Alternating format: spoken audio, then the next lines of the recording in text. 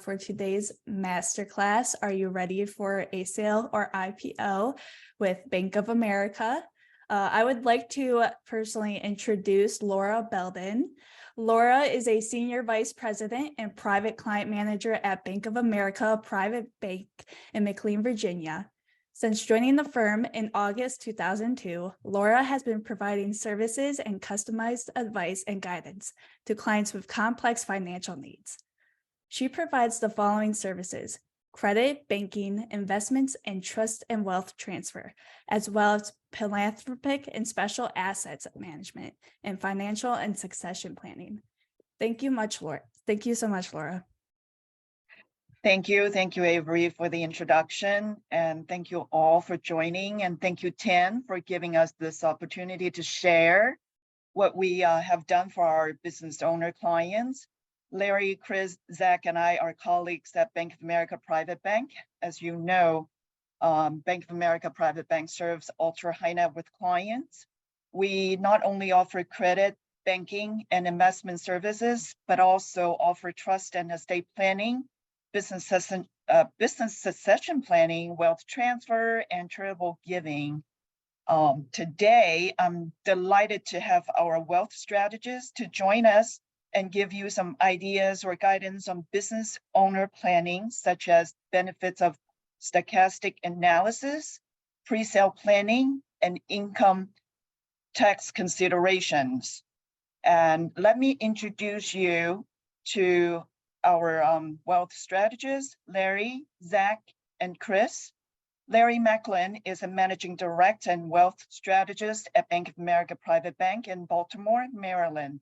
Larry coordinates the development and delivery of innovative strategies for high net worth wealth individuals and families, helping them pursue their goals in financial and estate planning, insurance, risk management, wealth transfer, intergenerational planning, business succession, pre and post liquidity event strategies, and philanthropy.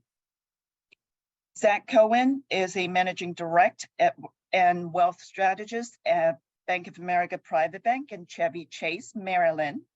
He formulates and implements comprehensive strategies designed to assist clients with complex financial needs, including preservation, transfer, and management of wealth. Zach is often called upon for his highly analytical approach to tax and cash flow planning on behalf of business owners and corporate executives. Chris Tate is Senior Vice President and Senior Wealth Strategist at Bank of America Private Bank. Chris helps clients pursue their individual goals in financial and estate planning, wealth transfer, intergenerational planning, tax minimization strategies, risk management, and philanthropy. I will turn this over to Larry first. I hope you will enjoy this class. Laura, thank you so much. My colleagues, Zach and Chris, at the Bank of America Private Bank are going to talk to you in a few minutes about how to be very tax efficient with a liquidity event. But first, we're going to start with the question of the day, as in the title of our seminar today. When is it the right time to exit your business? And we believe that the right time is when you can meet your goals without the business. In other words, the after-tax liquidity meets your lifestyle spending goals, as well as any legacy goals that you may have, legacy for the family or for charitable organizations.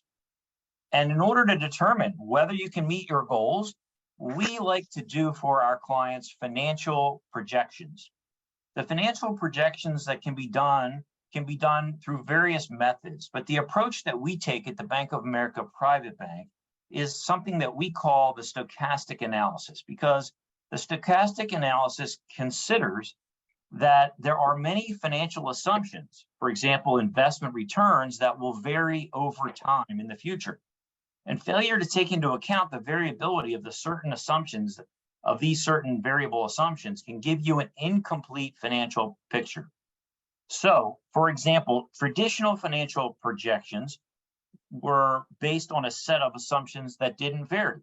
They were, we sometimes refer to them as the linear approach. For example, you want to calculate how much of your after-tax sale proceeds you'll need to meet your goals of lifetime spending and legacy goals, as I mentioned, through maybe a traditional method that might assume a fixed rate of return for your investments and assume a certain fixed life expectancy or a certain time when you will no longer be with us. The deficiency of this approach is that it tells you only one possible outcome based on those particular assumptions. It gives you no information to help you understand the likelihood of the particular outcome.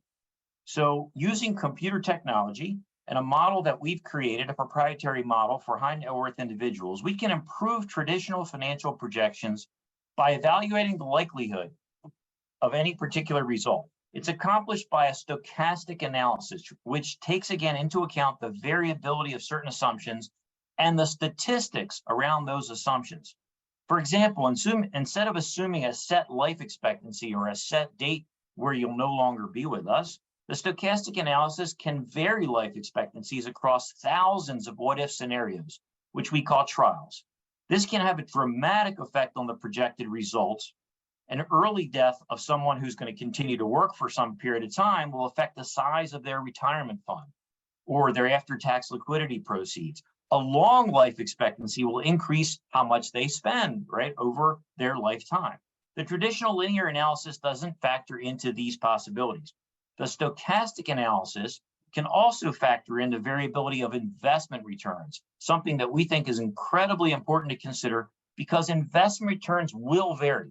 Not only will they vary, but the order of the returns can vary. And that is really important because your investment portfolio can have a gain one year and a loss the next, or it might first have a loss one year and then a gain in the next year. Although both cases, there's both a gain and a loss, the overall result can differ significantly depending upon the order in which these occur. And of course, I simplified it because we would go through many, many years. The stochastic analysis takes that into account. So when we do a stochastic analysis, what do? We follow the following steps. We identify the inputs that should be treated as variable or uncertain. For example, investment returns, life expectancy, future income, future expenses, things like that. Then we use statistical methods to describe just how much an assumption might vary. For example, if the projected returns of a fully diversified portfolio invested in a certain way would average 8%, we would use that average, but we will understand that there'll be volatility that will cause it to be more or less than that average return within a defined range using statistics throughout the projections. The stochastic software that we do will run 10,000 different what-if trials, each of which will vary with the assumptions that will vary through the inputs. And based on the 10,000 trials, we can then evaluate the likelihood or the confidence level of the different outcomes through a statistical base. And the results, of course, when we do the 10,000 trials, we'll get a bell-shaped curve of results, which is what happens when you do a statistical sampling. And the ideal, the likelihood will be around the mean or the median of those results. But we want to look at more worst-case scenarios. So suppose, as we are looking at a stochastic versus a linear analysis, that your after-tax return is going to be, that's what you want to know. Is it going to be sufficient for you to retire and sell now? Another way to ask the same question is to ask whether you'll run out of money during your life, or will there still be assets left at your death? Or if you want to meet goals of transferring legacy goals, will there be enough to meet those legacy goals? Assume, let's say you and your spouse are both 50 and have the following additional facts. You currently have a $5 million nest egg, or that will be your after-tax sale proceeds. You have annual expenses of $200,000 assumed to increase with an inflation factor. Inflation, very important in these analyses. Assume that the pre-tax investment returns are expected to average just under 6% net of fees, and that you have state income taxes. Your average life expectancies of 33 for the male and 37 for a female. Under a linear analysis, that investment return, net of fees, would allow you to live for your life expectancy having a surplus of $2.9 million at the end of life. Based on this, you might conclude your financial plan is very strong. However, if you do a stochastic analysis, as I described, it would differ in two key aspects. First, we would know investment returns and life expectancy would be programmed to vary for the 10,000 trials that we do. Second, instead of getting that single answer, that 2.9 million would be left over, we're going to get a separate answer in each of the 10,000 trials that would we would result into confidence levels. The sample output we could show you, but it would show, if we did show you, would show that the variability of the returns only have you being successful less than 60% of the 10,000 trials. 60% is not a high enough confidence level in order to statistically say this will work for you for your lifetime, because it's very possible that when you get the ordering of the returns, etc., or live past life expectancy, that you might need greater than a 60% confidence level in the result. And so if you do the stochastic analysis, it might then tell you you're not quite ready for the exit of the business. The stochastic analysis also lets you add in various ideas into the model. It's designed to pick up additional things. First of all, to do that after-tax sale proceeds, will that be sufficient to meet your goals, as I mentioned? But what if, in part of your transaction, you're going to be asked to take some public company stock as part of the compensation for your company? Would it make sense to do that? Well, if you have a concentrated stock position, that might act a little bit differently in the analysis, and our stochastic analysis will help you determine how and when you should diversify out of that concentrated position. As part of the sale, of course, as Zach and Chris will tell you, you're going to want to minimize taxes. You want to be as tax efficient as possible in your sale. And if you're charitably inclined, part of being income tax efficient and estate tax efficient might have you add into the technique a trust that we call a charitable remainder trust to defer the taxes on the sale. Now, we may not have time to cover that today, but if you are charitably inclined, that might work for you. And we can show you how that will work as part of the overall transaction within the stochastic analysis. How about if you were to create a grant?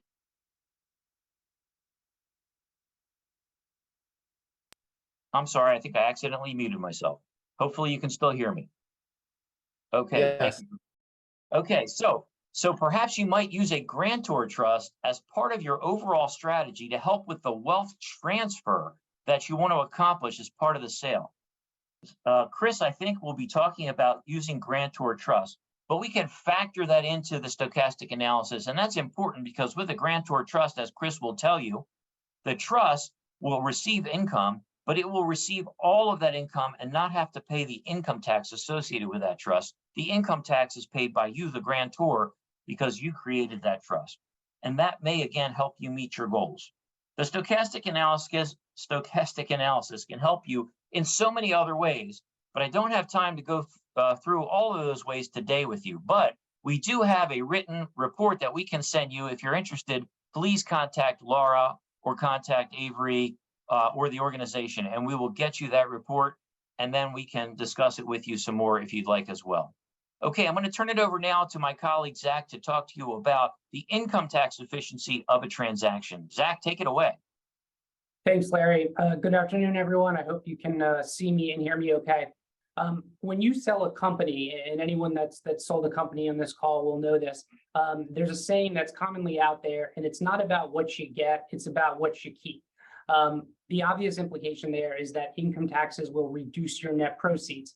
So as you enter a transaction or consider a transaction, it's really important that you understand the income tax implications of the deal at the outset. So my goal today is really twofold. First, I want to provide a really broad overview about income tax treatment of when you sell a company, or it could be going through any other kind of liquidity event, a fusion of capital, those types of things. And second, once we have a framework for understanding these income tax considerations, I want to provide two planning ideas for folks that may be having a liquidity event. These are two ideas that come up really frequently with our clients, so I thought they may be applicable to some of the folks here. And again, what I'm talking about today is really a 50,000-foot view. There is an incredible amount of nuance and detail. Rules have exceptions, and those exceptions have exceptions. So today is not going to be overly specific, but really just a broad overview about really how to approach selling a company and what should be top of mind from an income tax standpoint.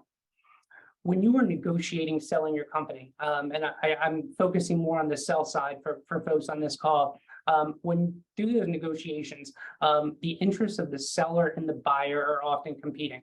So if you're a buyer, you want to buy a company for a low price. If you're a seller, you want to sell a company for a high price. That's pretty obvious. But what if we go a step further? What if the price of the company is fixed? So price comes out of the equation. Perhaps how we classify the payments can be important. So if you're a buyer, the most favorable outcome is a payment that is currently deductible for tax purposes. This could include a payment to the seller for continued consulting services. If the payment is not currently deductible, the next most favorable payment is one that either leads to a depreciation or an amortization deduction. And we'll talk about goodwill in a few minutes because I think it's really important. And if you're a buyer, the least preferred payment is a payment for a non-depreciable or non-amortizable asset, such as stock. That payment for stock is neither deductible, nor depreciable, nor amortizable. If you're a seller, you're in the exact opposite position. The most favorable outcome for a seller is long-term capital gain treatment. This would usually include payments for your stock. The next most favorable is payment for a depreciable asset.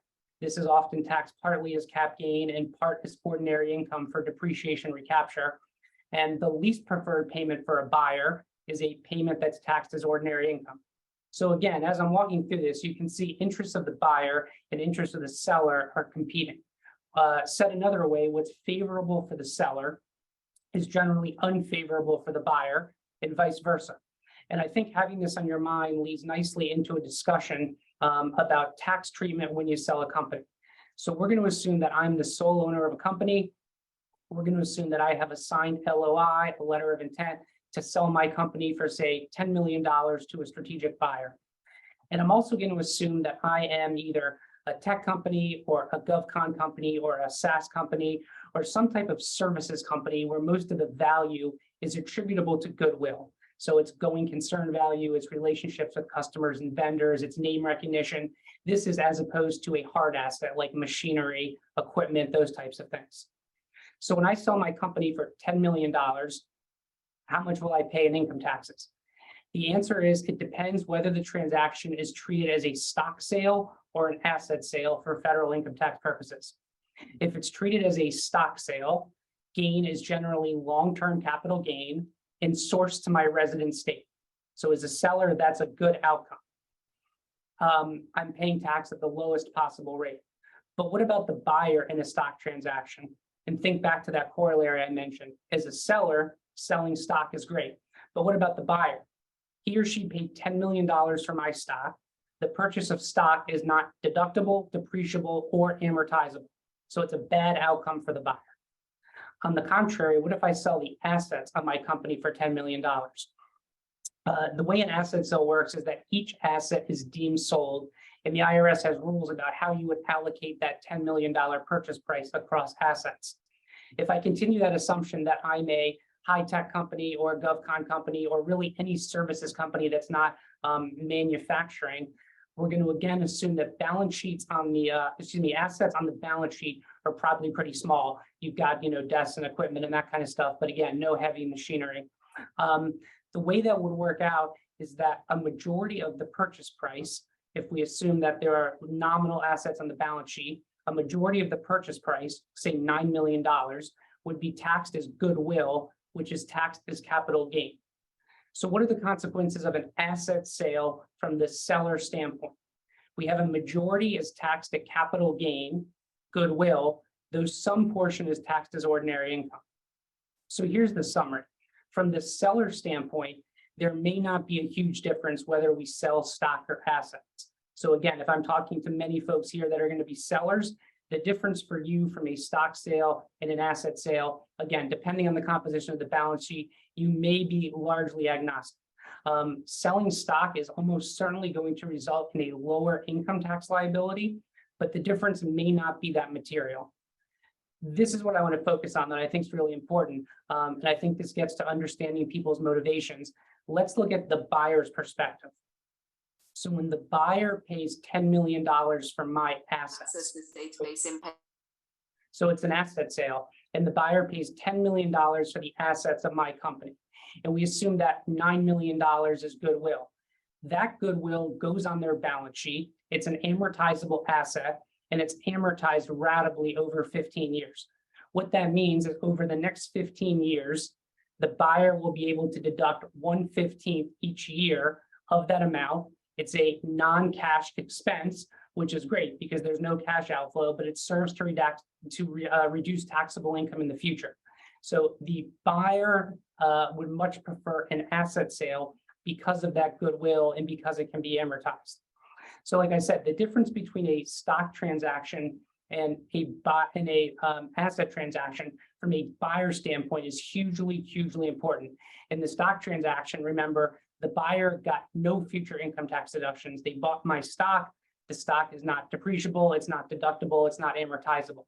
However, in the asset sale, when they pay me $10 million for my assets, they get a $9 million asset that's amortized over 15 years. So again, you see that competing force between buyers and sellers. So again, I think the takeaway from an income tax standpoint, and again, I focus on the income tax side of this. There are many reasons why somebody would prefer an asset or a stock sale outside of taxes. There's issues with liabilities or contingent liabilities or indemnification. I'm a CPA, not a lawyer, so I let the lawyers deal with that. But at least from a tax standpoint, generally speaking, the seller will slightly prefer a stock sale, but the buyer will very highly prefer an asset sale.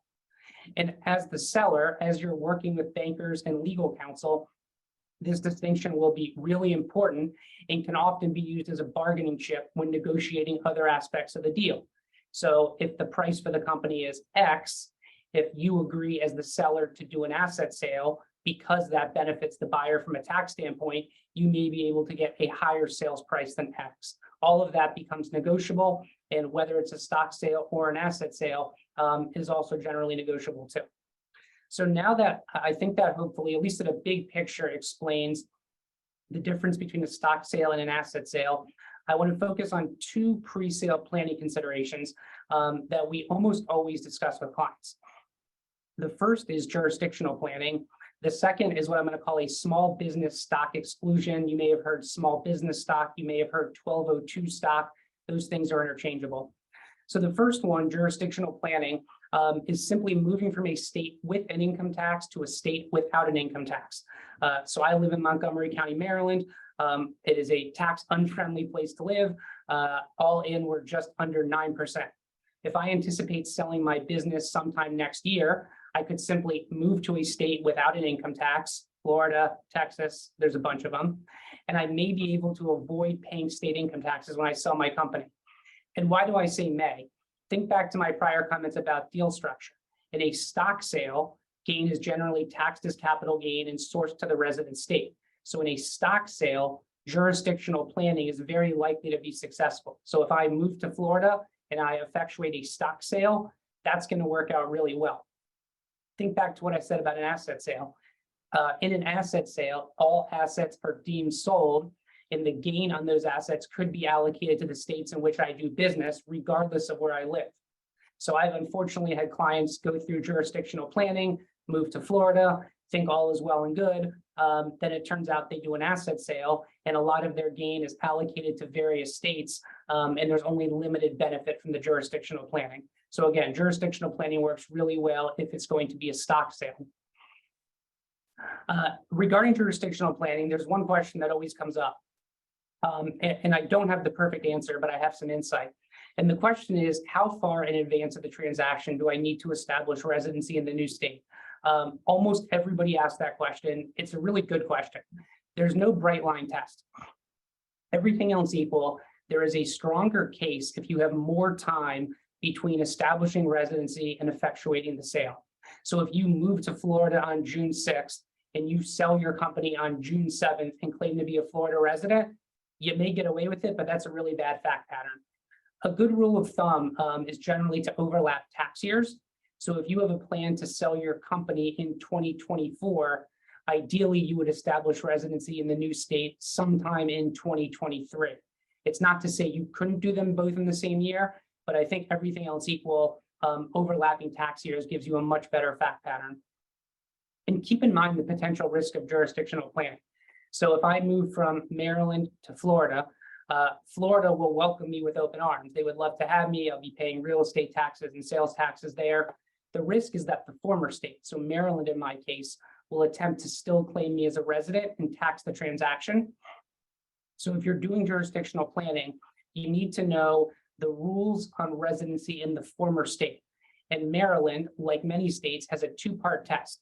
So the first part is often quantitative, it's numerical. It's if you spend 183 days in our state, which is 6 months and a day, you will be deemed a resident. That one's relatively easily navigated by keeping track of days, keeping a calendar, et cetera. The second part is qualitative and is a little bit more insidious.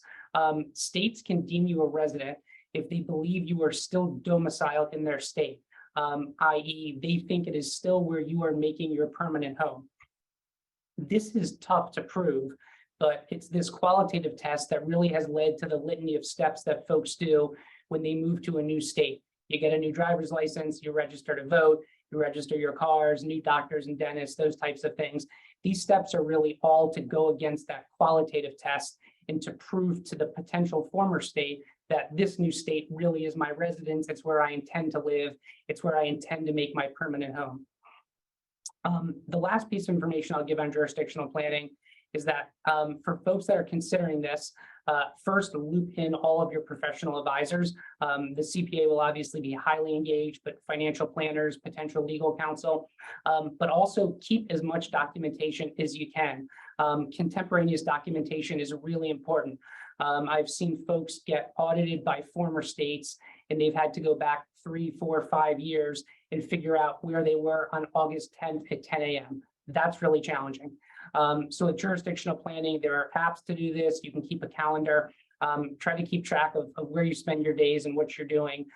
So that file is well documented if that former state does challenge you for whatever reason. The second pre-sale planning consideration I want to talk about, and I think this is one of my favorite things to talk about just because it's so incredibly important, the small business stock exclusion. So I'm going to use small business stock or QSBS, qualified small business stock, or 1202 stock. Those things are really all interchangeable. And for folks on this call that are either founders of C Corps or early investors in C Corps, this is one of, if not the most generous tax breaks in the codes. So under section 1202, if you sell this qualified small business stock, you can exclude a percentage of gain if you've held the stock for at least 5 years. So you've got to hold the stock for a 5-year holding period to qualify. And there's really 3 things I'm going to address with qualified small business stock. The first one is what percentage of gain can be excluded from income. The second one is what is the maximum amount or the dollar value that can be excluded. And the third one, which is maybe the most important one, is what qualifies as small business stock. So first, what percentage of gain can be excluded? The percentage of gain that can be excluded depends on the acquisition date. So if you acquired the stock before February of 2009, you can exclude 50% of the gain. If you acquired the stock between 2009 and 2010, you can exclude 75% of the gain. And the best outcome is if you acquire the stock after September of 2010, you can exclude 100% of the gain. And then the second question, what is the maximum dollar value that can be excluded? There are some complexities around this calculation, but I'm going to assume for simplicity that you can exclude the greater of $10 million or 10 times your cost basis. So to make sure everyone's on the same page, a really simple example, just to show how powerful this is. Let's assume I started a company in 2012. It's a C Corp and it otherwise qualifies. If I sell that company in 2023 for $10 million, I can exclude 100% of that gain, all $10 million from my federal taxable income, and most states will allow you to exclude it from taxable income too. So it's an incredibly, incredibly powerful tool.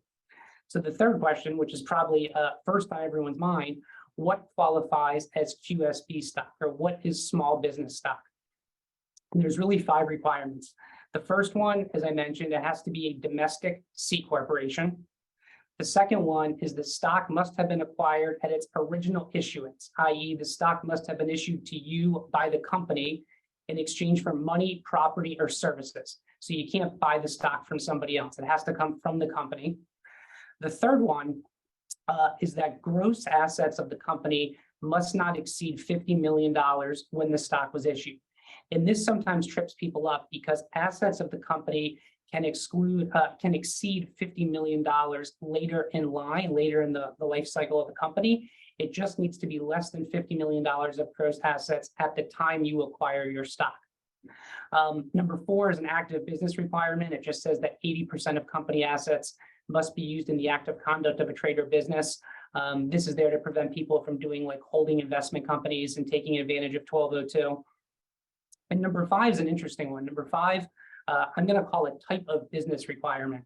And it can generally be any type of business except. So these are the ones that do not qualify. Performance of services in the fields of health, law, engineering, architecture, and accounting.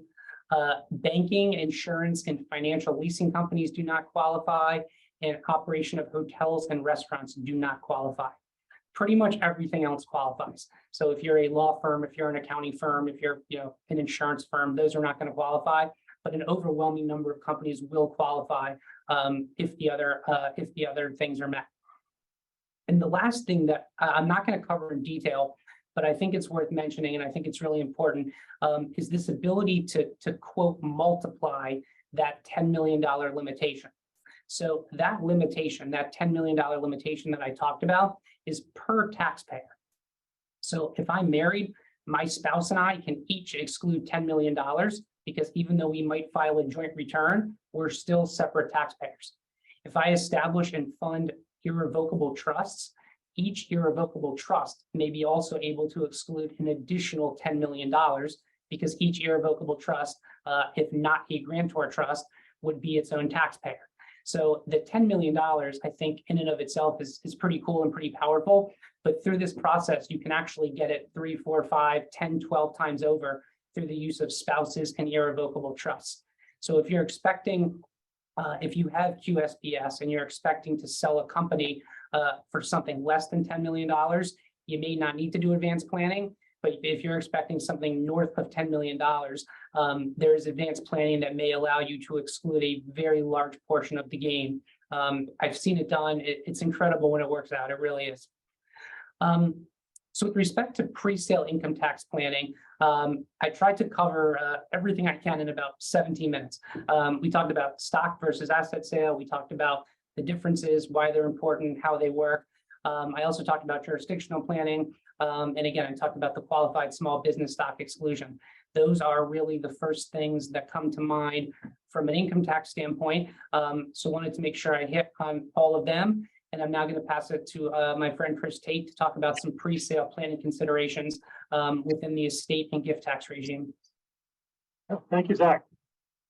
So as Zach just mentioned, this afternoon, I'll talk about some things to consider as you think about planning for a possible sale of your business from the transfer tax perspective. So estate, gift, and generation skipping transfer tax perspective. Hey, obviously, I'm not going to be able to cover all there is to know about pre-sale planning in the next 15 minutes, and that's certainly not my goal. But what I would like to do is plant some seeds this afternoon so that you can begin to think about what to do with regard to pre-sale planning, at least from this transfer tax perspective. At a high level, I want to cover 3 things. First, I want to touch on the basics of the federal transfer tax system, because any pre-sale plan takes into account gift, estate, and generation skipping transfer tax efficiencies and consequences. So I want to cover that at a high level. I want to talk, number 2, about an overview of valuations and valuation discounts of closely held business interests, again, for estate and gift tax purposes. And then third, I want to touch on a couple of pre-sale planning strategies to consider. And there are more than a couple, but I want to do all of this in about 15 minutes. So as I mentioned, before I start diving into the planning strategies, I want to cover transfer tax basics for those of you who are unfamiliar. And I apologize if you're already familiar with this, but There are three types of federal transfer taxes to which we're all subject as we make transfers of property and assets to other people. There's a gift tax if the transfer is made when we're alive, an estate tax if the transfer is made after we have died, and a generation skipping transfer tax that can have effect whether you give it during life or after you die. Currently, we are all able to give away a set amount without paying a gift, estate, or generation skipping transfer tax. So we refer to this as the federal exclusion from federal estate, gift, or generation skipping transfer tax. And as you may have heard, that amount is at its highest level ever. It's at 12.92 million per person, so almost 13 million a person. And that means that every individual is able to give away, call it $13 million before the first dollar of transfer tax is paid. If you don't use any or all of your exclusion during life, your executor can use whatever is left at your death. Now, depending on your state of domicile, you may also have a state estate tax and a state estate tax exclusion. I'm not going to cover that today. I'm sure we're all from different states, or at least some of us are from different states. But for your information, I only know of one state that currently imposes a state gift tax, and that is the state of Connecticut. Otherwise, gift taxes are federal only. So generally, though, if you give an amount in excess of your available exclusion amount, you will pay a federal gift tax of 40% on that amount over the $13 million. Similarly, if you die with assets in excess of your then available applicable exclusion amount, your estate will pay federal estate taxes of 40% on assets in excess of that $13 million. The generation skipping transfer tax is a little bit different. It's a tax imposed on transfers to individuals who are 2 or more generations below your own. So typically we think of grandchildren, although it doesn't have to be somebody related to you. Everybody's got a $13 million exemption from the GST tax that can be allocated during life or on transfers that are made after you die.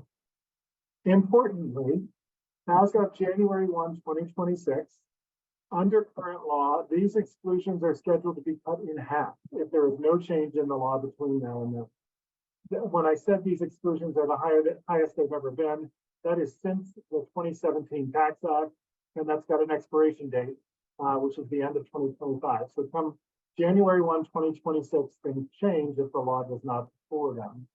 That's only 2.5 years away, and many of our clients have already started thinking about making gifts sooner rather than later. So that's it for transfer tax overview. I want to shift now to valuations and specifically valuation discounts. When you make a gift of any asset to an individual over a minimum amount of $17,000, you're required to file a federal gift tax return, a Form 709. That gift tax return has to reflect the value of the gift you've given and the person or entity to whom you've given that gift. And this form is also where you allocate your available exclusions or exemptions from the federal gift tax, generation skipping transfer tax. Some gifts we know are easily valued. Cash, we know what the value is. Marketable securities, easy to value. But for gifts that are not easily valued, the Treasury regulations require that you attach what's called a, quote, qualified appraisal, end quote, to your federal gift tax return. And this is sort of what we'll be talking about today. In the course of and the Treasury regulations tell you what it means to be a qualified appraisal. In the course of pre-sale planning, it's likely that you will be required to obtain an appraisal of an interest that you plan to give, probably to a trust for the benefit of descendants. Depending, of course, on what you're giving away, the appraiser may be able to apply some valuation discounts when he or she appraises the property. And remember, what we're talking about giving away is an interest in a closely held business. There's been a lot of case law over the past decades that guides us on how how to do these transfers, what to do, what not to do. I'll leave that to your estate planning attorney, your appraiser, your CPA, but suffice it to say you need advisors to make sure everything is planned properly. But often what business owners find themselves interested in giving is an ownership interest in the business. And that interest is often a minority share in the business, a non-voting share, and a trust, and it's going to a trust for the benefit of maybe your spouse and probably your descendants. And from a practical perspective, this makes sense. You may want to give away an economic interest, you may want to give away appreciation in your business, but you probably don't want your kids or their trustees telling you what you can do when you run your business. Two common valuation discount types reflect some of the characteristics I just mentioned. The first is a lack of marketability discount. Transfers of closely held business interests often restrict the ability of the recipient to sell the interest, maybe to transfer it by gift as well.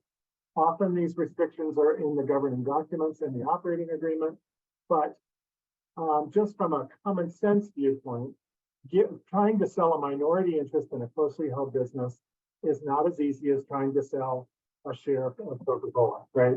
Because the person buying it is not sure that it's worth what they're paying for it. So there's a discount that can be applied to a gift of something that lacks marketability. A second common valuation discount that we see is called a lack of control discount. Similar, what it tries to evaluate are the limitations of the gift that you're given. So if I give you a minority interest in my business, what can you do with it? As a minority shareholder, you're probably not going to be able to control what I do with my business. So there is a discount that is attributed to that lack of control. Very quick example. Let's assume I have an LLC. I've creatively called it ABC LLC, and let's assume it's got a value of $100 million. I want to give a 10% interest in my LLC to a trust for my kids. 10% of the company, you might immediately jump to 10% is equal to 10 million. But because of the reasons I just discussed, because that interest has a lack of marketability, because that interest has a lack of control, an appraiser is probably not going to value it at $10 million. Rather, let's assume the appraiser gives me a 20% discount for lack of marketability. For the fact that the trust cannot sell it easily, it drops from 10 million to 8 million. And then let's also assume that the appraiser looks at the lack of control, because appraisers do this. They look at both characteristics, look at the lack of control, and attribute another discount, maybe another 10% discount to my 10% interest. So it's never as easy as adding the 20 to the 10 to get a 30% discount, but for sake of my example, that's what I'm going to use so I can do the math. So my $10 million, or my 10% interest has just dropped from 10 million down to $7 million. So the importance there is that we can use less of our exclusion amount to cover that gift we're making to a trust. So rather than use 10 million of my exclusion, I'll use I will use 7 million that represents the value based on that appraisal. So the third thing I mentioned is that frequently these interests are given to irrevocable trust. Generally, there are some benefits to making a gift to an irrevocable trust. Remember, we're talking about that interest in your closely held business. I'll mention 3 benefits. One is, and this is not specific to trust, but one benefit is if I transfer that what I'm calling a $7 million interest, or my 10% interest in ABC LLC, the appreciation on that interest is growing transfer tax-free in the trust. I use my exclusion when I make the initial gift. Any growth or appreciation above and beyond that $7 million mark is transfer tax-free. I won't pay gift or estate tax on that, and nobody will pay generation skipping transfer tax, assuming that all of the proper allocations on that gift tax return have been made. So if that interest grows in value from 7 to 10 million when the company is sold down the road, $3 million will be left in the trust that has not been subject to transfer tax.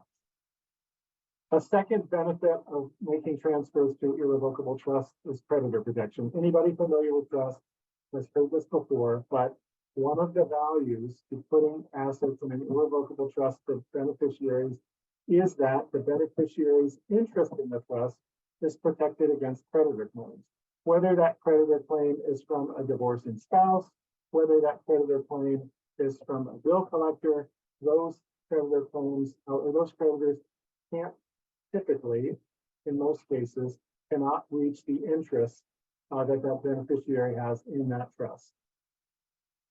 The third benefit is a little more esoteric, but the third benefit is that I derive from transferring assets to a trust for the benefit of my kids is control, right? I put it in a trust because I didn't necessarily trust that my kids would do the right thing with the assets. So I put it in a trust, I name a trustee, and the trustee doles out the assets over time in accordance with the trust provisions.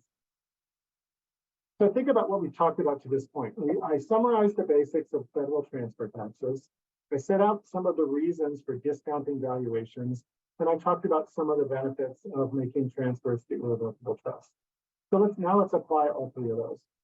If you're transferring an interest in your business to an irrevocable trust, as I mentioned, the appreciation passes transfer tax free, and your beneficiaries are protected from creditors. So what sorts of trusts can we use? Well, there are a number of trusts, and I don't have time today to talk about all of them, and you probably don't want to hear about all of them, but let's talk about a couple. These trusts can take various forms and include a whole host of choices that you make with regard to whom distributions may be made, who the trustee is that makes the distributions, what are the reasons, and what are the frequencies of distributions. You can make those decisions when you have an attorney draft a trust for you. But the first I want to discuss is a trust called a spousal lifetime access trust, or a SLAT. SLAT is the acronym for spousal lifetime access trust. And I bring this one up first because it's a trust that we've seen a lot of over the last decade or so. Clients have used it liberally. And it's a trust that you create for the benefit of your spouse and for the benefit of your kids and more remote descendants. So the spouse's benefit is frequently the one that the trustee is supposed to consider first. So the trustee often is directed to take into account the spouse's interest before the interest of the other beneficiaries. Because your spouse is a beneficiary, for as long as you and your spouse remain alive and stay married to each other, anything your spouse receives from the trust, your spouse can share with you without any transfer tax consequences. Think about that for a moment, because it's a mitigating factor for lots of folks who consider transferring this sort of interest into a trust. It's appealing for a number of reasons. If you're giving away a significant percentage of your company, and I would say that 10% is a significant percentage, it can create some feelings of unease. You've worked years to create the value in that company, and now you may lose control of it. Larry described the ways in which a stochastic analysis may be able to help you figure out how much is too much to give away or how much can you afford to give away. Still, the emotional feelings about giving away that significant of an asset strike a lot of our clients. Because the spouse is not only a beneficiary, but the primary beneficiary of lots of SLATs, this may help you develop a greater sense of comfort with giving away a valuable asset. Second, if you discover at some point in the future that despite your stochastic analysis, you gave away too much, having your spouse as a beneficiary of the trust provides a sort of safety. Your spouse can pull out a distribution and share it with you for whatever it is that you're having trouble affording to do. And third, by creating and funding a trust like a SLAT, you're really creating on the front end a trust for the benefit of your spouse, and on the back end, it's really a descendants or a dynasty trust if you want it to be. It can go on as long as the law allows for the benefit of your descendants. So you're creating a legacy of sorts by creating a SLAT, because upon your wife's or your spouse's death, your descendants will benefit from the trust asset for as long as the trust remains in existence. So let me touch on a point that Larry brought up briefly, and he promised that I would bring up, and that's the idea of a grantor trust. Many of these trusts that we create for estate and gift tax purposes, we create as grantor trusts, because what that term means is that the trust is, the income from the trust assets is taxable to the grantor, me in my example. So I fund that trust with that 10% interest and I'm responsible for the income taxes derived by that trust property until I decide I no longer want to do it. Why would anybody want to sign up for more taxes? Well, it allows you to sort of supercharge the appreciation in the trust if the trust is not liable for the income taxes generated by the trust assets. Well, that gives the trust assets a greater opportunity to appreciate over time, because if the tax bill is, call it 100,000 this year, I'm going to write the check, and that 100,000 stays invested in whatever the trustee, however the trustee invests it in the trust. So many of the trusts that we discussed are grantor trusts for income tax purposes. The last trust I want to mention, or the last strategy I want to mention, is called a sale to an intentionally defective grantor trust. This is, by definition, also a grantor trust. But we talk about this strategy for lots of our clients who have either used up their exclusions already or have them earmarked for something else. So this uses very little of your available exclusion. And really, this is fairly simple in that I, as grantor, instead of giving that 10% interest to the trust, I'm going to sell it to the trust.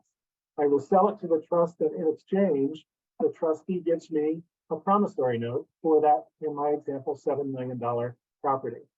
So the trust is obligated to pay me back that $7 million. So what's the advantage here? Well, the advantage is the appreciation is pushed out of your estate. You've managed to get a piece of that, hopefully rapidly appreciating asset out of your estate and into the trust for your beneficiaries, and you will get that money back. Maybe, often what happens, the business sells 10 years after I make this transfer, and that what was a $7 million interest in the trust turns into a $14 million interest because the business sells for much more than it would have 10 years ago. The trustee pays me back my 7 and then continues to manage the other 7 million for my descendant. So I see we're getting close to the bottom of the hour here, and I don't want to go over. So I'd like to wrap up my comments by emphasizing that my comments today, as I started, were intended primarily as an introduction of some planning ideas and not as a representation of everything you need to consider. If pre-sale planning is of interest to you, or you have questions for me or Laura or Zach, Laura can put you in touch with us. And now I would like to pass it back to them. Thank you so much, Larry and Zach and Chris. I hope what they have talked about trigger your thoughts on what to do before you have a business transaction. And Avery, do you want to open up for a Q&A, or do you want me to give them my contact information? I do have some questions in, so let's go ahead and open up for Q&A. Let's do that. And let's see, our first question. All right. Does the analysis include any sort of unforeseen medical issues, because this can be very expensive? A great question. I think that's one for me, talking about the stochastic analysis. When we run our stochastic analysis, we anticipate what a client would likely want to spend on for their lifestyle. And typically our clients are in the higher net worth of the net worth, or ultra high net worth, as sometimes we like to say. And typically we'll spend a lot of money on, if they're, sold their business and they're now retired, on travel, on country clubs, on various other things. If their medical health deteriorates, typically what I will tell a client is that money that they otherwise would have spent on travel and country clubs and other things that they would be doing in retirement, and that they can no longer do because of health issues, they would use that same money, if you will, for the health expenses. And so we don't necessarily input any specific health issues, but we certainly can, right? It's a fluid analysis. And when we do a client's stochastic analysis, it's not a one-time thing. We will always update it, refresh it from time to time. But when we do it for, can you sell your business, we're really focused on, will they be able to meet their lifestyle and legacy goals? Great, thank you, Larry. Our next question is, High-tech companies often have an NOL, which would need to be passed on in a stock transaction. Given higher interest rates allowing faster recovery, how are buyers valuing NOLs these days?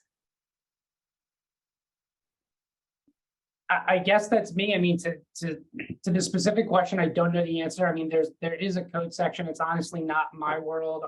Off the top of my head, I can't even remember the section, but there is a section that talks about NOLs and whether or not they can transfer upon company sales. But honestly, that from what we do on a wealth transfer standpoint, that's more of the corporate folks than what we're doing on our end. Great, thank you, Zach. Our next question is, what if company starts as an LLC, then converts to C Corp and issues stock? Is that eligible for QSBS treatment?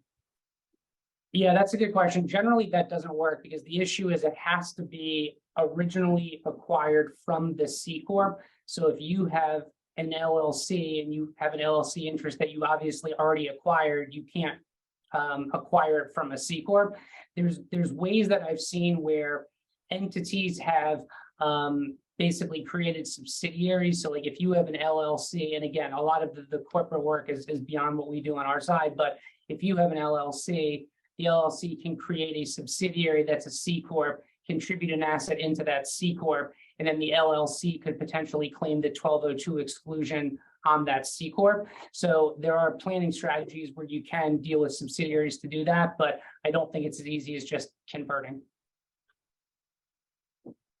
Great, thank you. All right, next question. What if we filed as a C but elect S until we take in private equity funding? Can you explain how this scenario would work? Thank you. Yeah, same issue. So if you're this would have to be a C Corp when you acquired your stock. So if you have a corporation and you made an S election at the outset, that is not a C Corp, so it wouldn't qualify for 1202. There is an S Corp and a C Corp at the end of the day are still corporations, but one is more, economically, they're both corporations. The S Corp is more of a tax fiction, but it does need to be a C Corp. So if you've made an S election, then the 1202, I do not believe would work. But Zach, I think the question was if you were a C corporation initially and then made an S election at some later date, would it qualify? And I think that might qualify, but I would have to double check that. Oh, so you're going the other way. You're saying if you were C initially and then went to S. Yeah, I honestly don't know off the top of my head. All right, thank you. Okay, next question. Our company is registered in Cayman and have operations in overseas. Well, the tax rule is about the same as pure domestic company transaction. Is stock sale still the better choice? I would say I don't know. I mean, my area of expertise is only on U.S. taxation, so Cayman tax law and Cayman legal structures are honestly not the world I live in. But I would say again, at least from the 1202 standpoint, if you're incorporated or you have some kind of structure that's been legally created in the Caymans, it's not going to qualify for 1202 because you need a domestic C Corp. But as to the discussion about stock versus asset, how that would work under Cayman law is really outside my purview. All right, thank you so much, Zach. It is a little bit past 2:30, so just considering everyone's time, Laura, if you would like to share your contact information, we do still have some more questions, but just in case anyone needs to drop off. Thank you. Yeah, if you have any, especially for the owner income tax perspective when it comes to the sale or going IPO, please contact me at 703-761-9327 or laura.belden@bfa.com. And this is not just the planning side. If you have any credit needs or any other questions related to finances, feel free to contact me and I'll get you connected with my team, our team. Thank you so much, Laura. And I did put her email in the chat. Laura, we have someone asking if you could give your phone number one more time. Yes, And I'll put it in It's- chat as well. 703-761-9327.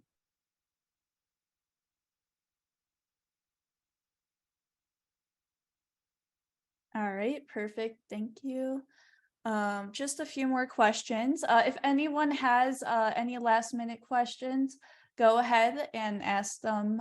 You may also raise your hand on Zoom if you wish to ask verbally. All right, next question. You mentioned that you want the results of the sorry, I can't say this. Stochastic analysis. Yeah, yes, to be at a high confidence level. Is that the same as a high probability? Yeah, that's a great question. I get that question a lot. And so it's not exactly the same. So when we run the stochastic analysis, we typically run 10,000 trials. We think we get a good sampling of results with that number of trials, but we could do 5,000 trials. We could do 20,000 trials. We could do 2,000 trials, and we're going to get a different result every time. And so we look for a confidence level, which is not the same as the probability. So if you roll a die, you know you have a probability of getting the number one out of 6 times, right? Or a number 2, 1 out of 6 times. That's probability. But with the stochastic results, because of the variability of the inputs, there's not a finite number of results, and so it's a confidence level. You can never be sure of that. That it's not a probability. In other words, it is a confidence level. So we're looking for a high confidence level, and depending upon your situation, your age, your investment style, and some other factors, the confidence level we're looking for is definitely not 100%. It's less than 100%.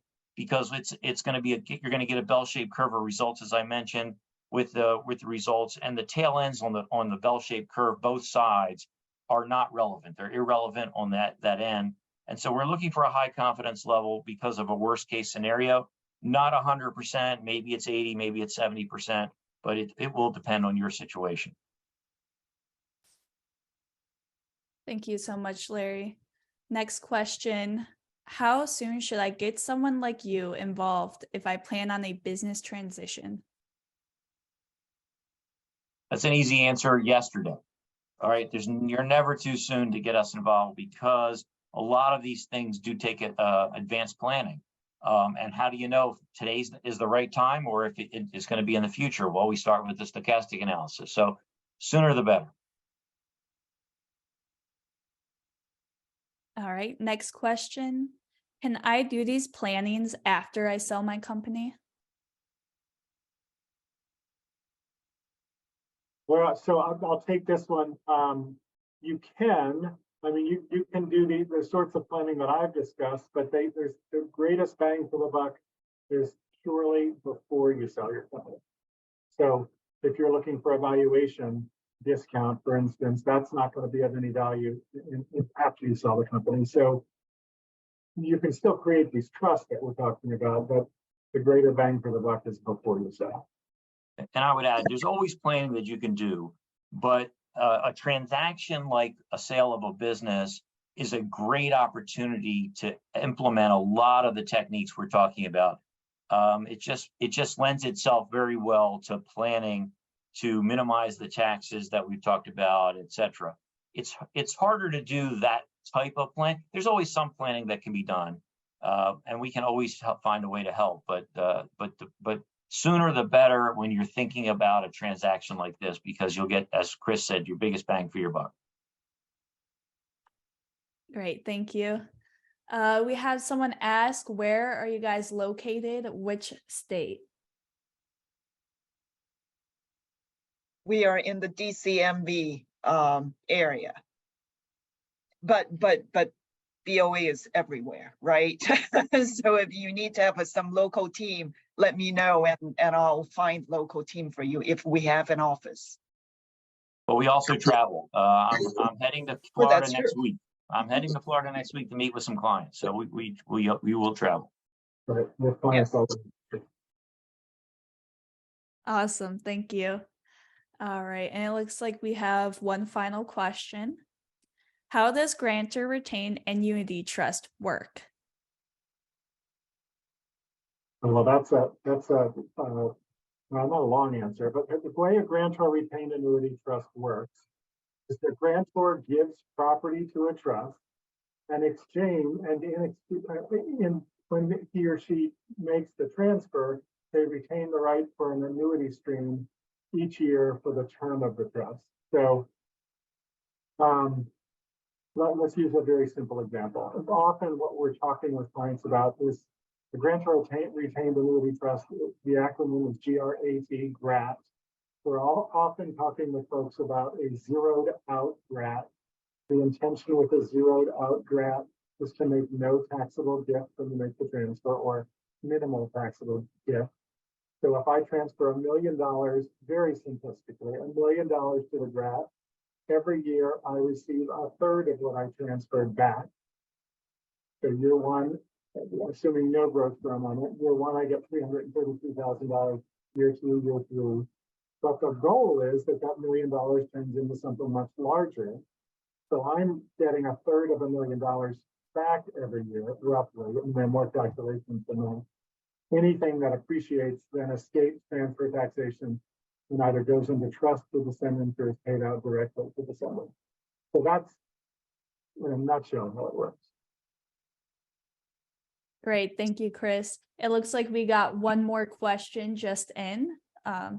So that would be, can founders stock in an LLC that includes multiple investors qualify for qualified small biz stock treatment? When you say in an LLC, do you mean is the LLC, I'm not trying to understand the question. If the LLC is the operating company and you acquire stock in the LLC, then no, it's not a C Corp. The LLC, if you commingle people together, have an LLC as a funding vehicle, and the LLC goes out and invests in C Corps, the LLC itself can claim 1202 and pass that through to the partners. I think that's probably the question, is that if the LLC is used as a collaborative funding vehicle, then the underlying investments, the C Corps, can be 1202 eligible.